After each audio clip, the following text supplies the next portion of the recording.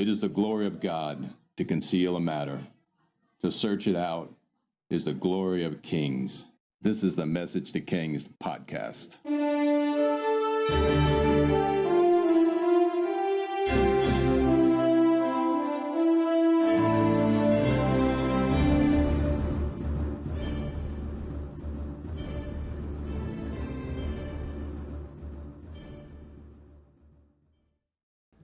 Episode 254, The End of the Roman Republic. In Rome, the second Triumvirate rules the state. The people's rights are eroding away. The dynamic government of the Republic starts to wane in favor of the most powerful politicians in the land. What started with Marius and Sulla has descended into a chaos of power grabs. The common people obviously suffer the most when grain shipments from Egypt get blocked and the wealth from conquest fails to support the populace in Rome. But it's the value system and culture that made Rome great that starts to wane. The Republic, which had such a tenacity to raise another army after losing 3 of them in quick succession, starts to lose its edge. And despite its waning edge, it still has an accumulation of overwhelming superiority in fighting strength and tactics and wealth at this stage over its neighbors. It's this massive advantage that allows Rome to continue to stay atop other nations that challenge it. And with absolute historical certainty, we can say that the next 400 years, the issues with Rome will not be its external threats, but its decay from within. In this episode, Rome really takes a massive change from a dynamic republic to just another imperial kingdom. The rights of the people and the glory of Rome are just rhetoric now to be used by power brokers who control the state. The power broker at this stage is the second Triumvirate, and if one of them can take power from the others, the entire Roman world is theirs. While Sulla would control, yet give power back at his death, Caesar seemed to enjoy power and be the highest in the state, yet he never wanted to undermine the foundations too much. Could it be his successor is one who's willing to undermine even the foundations of the state? While Herod is consolidating his power in Judah and planning building projects, Rome becomes a hotbed of activity between Octavian and Marc Anthony. In 43 BC, Octavian, Marc Anthony, and Lepidus formed the Second Triumvirate for a 5-year period. Their first action was ruthless, and it came from the Sulla playbook. They issued prescriptions for the seizure of land and wealth from at least 130 senators. This wasn't exactly done because they supported Brutus and Cassius as much as the wealth they needed and the political opponents they wanted to do away with. Cicero, famous Cicero, would die around this time. Then the Second Triumvirate waged war against Brutus and Cassius in the Liberators' War, and they won.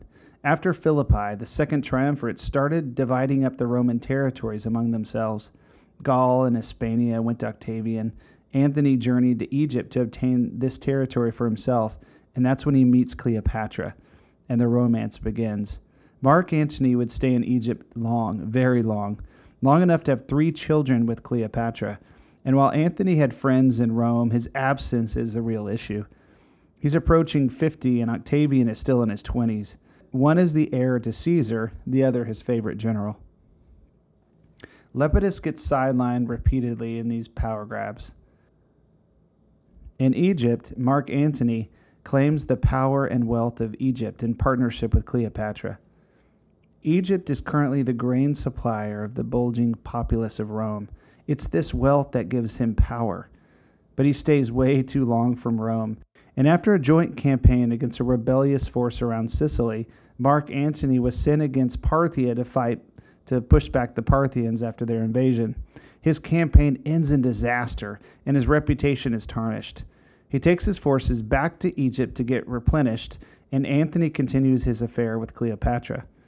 But upon his return, Antony starts to behave very un-Roman. He starts to issue onerous titles to he and his family. The first goes to his son as the king of Armenia, and then he gave Cleopatra the title Queen of Queens. And this fueled Octavian to go on the offensive in the Senate, stating Marc Antony was no longer Roman, or even faithful to Rome. And upon this moment, things started to quickly spiral out of control for Anthony. 2 of his best generals defect, and then Octavian supposedly storms in the temple of the Vestal Virgins and pulls the will of Marc Antony. He reads it aloud in the Synod, in which Antony's will states he would give away Roman-controlled territories as kingdoms for his sons to rule upon his death, and designated Alexandria as a site for a tomb for him and his queen. This enraged the Senate and made Egypt the enemy of Rome. Octavian mobilized the army to destroy Marc Antony, and at the Battle of Actium in 31 BC, the naval forces of Agrippa, Octavian, and Sosius from the invasion of Judah converge on Antony and Cleopatra. And at Actium, Cleopatra loses her fleet, and Cleopatra and Antony flee to Alexandria. In Alexandria, Marc Antony commits suicide, and Cleopatra dies by allowing a viper to bite her, according to some sources. Octavian emerges as the strongest man in Rome, and he's very young, at the age of 32, the successor of Caesar. We learn from historians at this time that Octavian wanted to make no enemies.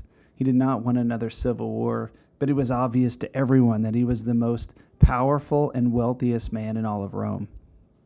He courted the Senate and the people and did everything in his power to make himself look as one chosen by the people. And it seemed every year he would gain more power. I've seen one reference to what actually happens in Rome as the government forming into a form of autocratic principate. It seemed every year he would gain more power.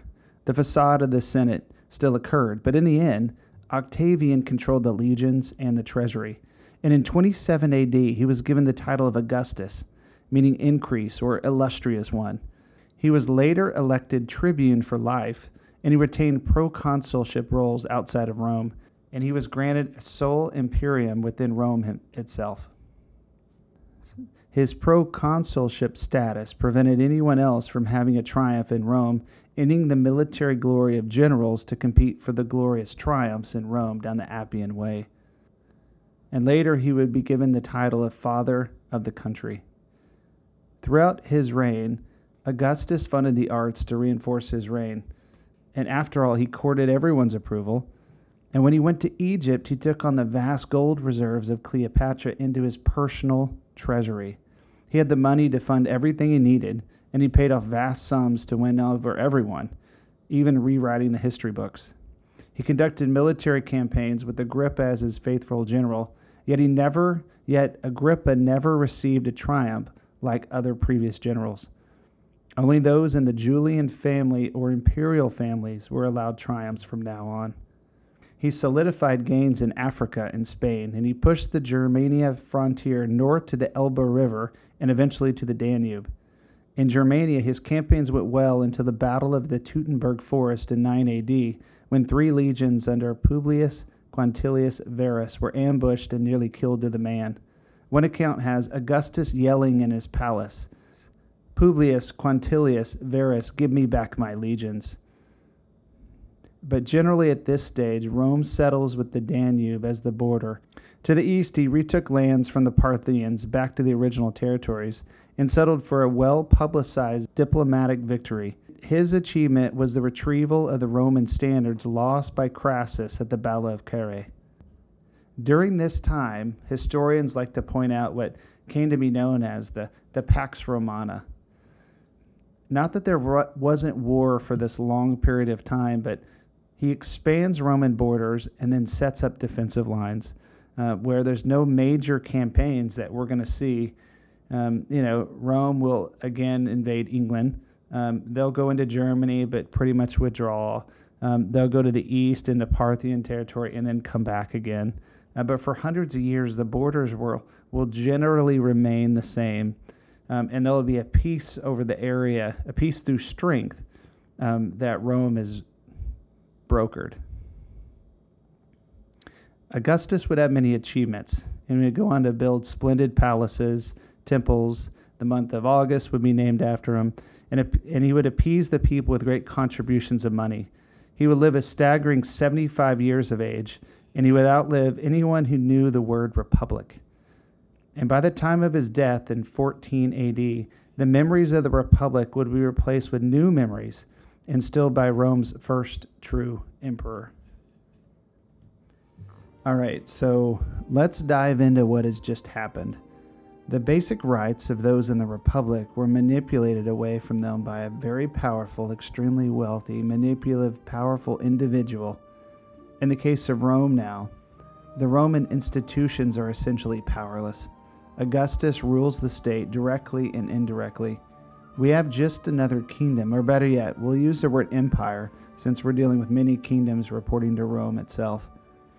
And another thing to note is how technological, economic, cultural, and artistic growth starts to slow now that power and wealth is consolidated in the hands of a select few. The glory which was Rome for a 400-year period under the Republic with its freedoms and advanced culture, it doesn't end. It just slows as it turns into another very wealthy, large, corrupt, militaristic monarchy of sorts.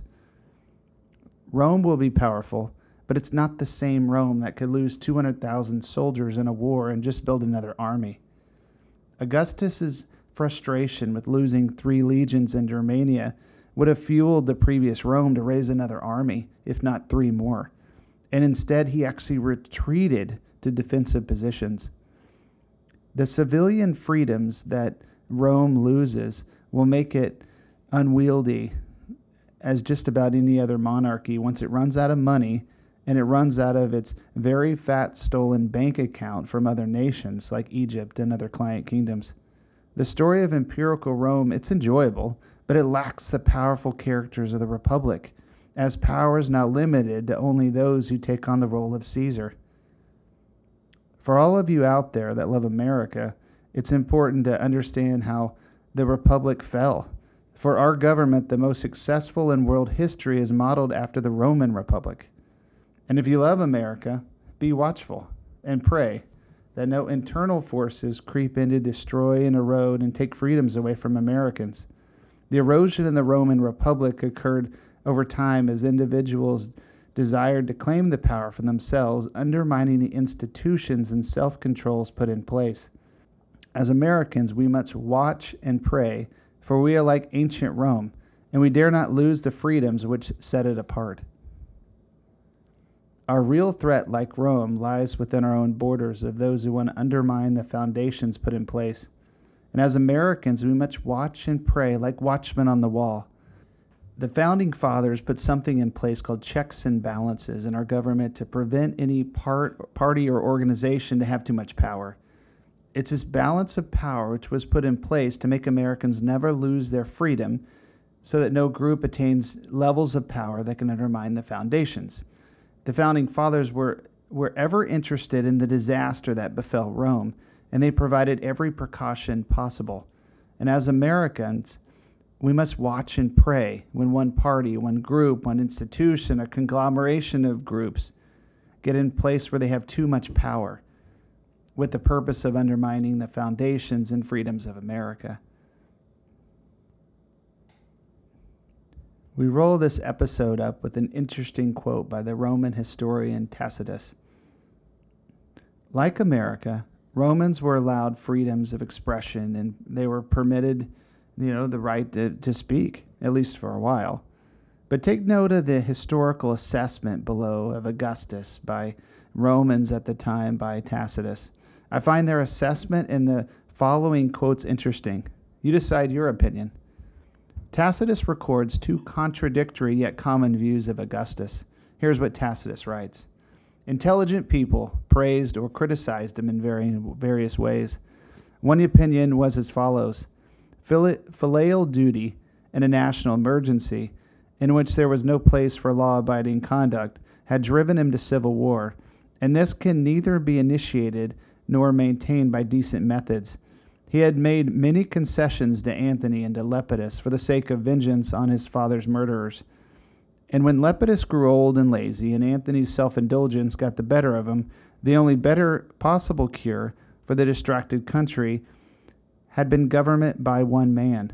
However, Augustus had put the state in order not by making himself king or dictator, but by creating the Principate. The empire's frontiers were on the ocean or distant rivers, armies, provinces, fleets. The whole system was interrelated. Roman citizens were protected by law. Provincials were decently treated. Rome itself had been lavishly beautified. Force had been sparingly used, merely to preserve peace for the majority. According to the second opposing opinion, this is what Elsie said: filial duty and national crisis had been merely pretext. In actual fact, the motive of Octavian, the future Augustus, was lust for power. There had certainly been peace, but it was blood-stained peace of disasters and assassinations. Upon his death in 14 AD, some of the last words spoken by Augustus were, "Did I play the part well?" And it so goes with how he courted the people, and he courted the senators, and he courted everyone, but eventually the power rested in his hands, and the republic ended. Regardless of your opinion, as Tacitus had multiple opinions even in the time of Rome, Augustus isn't going anywhere, and he controls the Roman Empire. And in the next episode, we cover Herod and his preoccupations in Jerusalem, and we learn why some historians will later call him Herod the Great.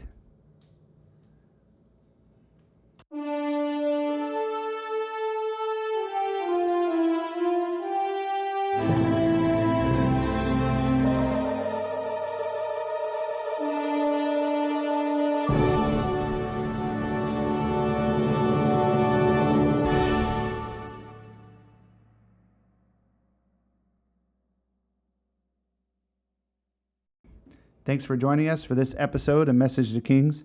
Feel free to visit the website, messagetokings.com, share the Facebook page, or if you want to chat, email us at messagetokings@gmail.com.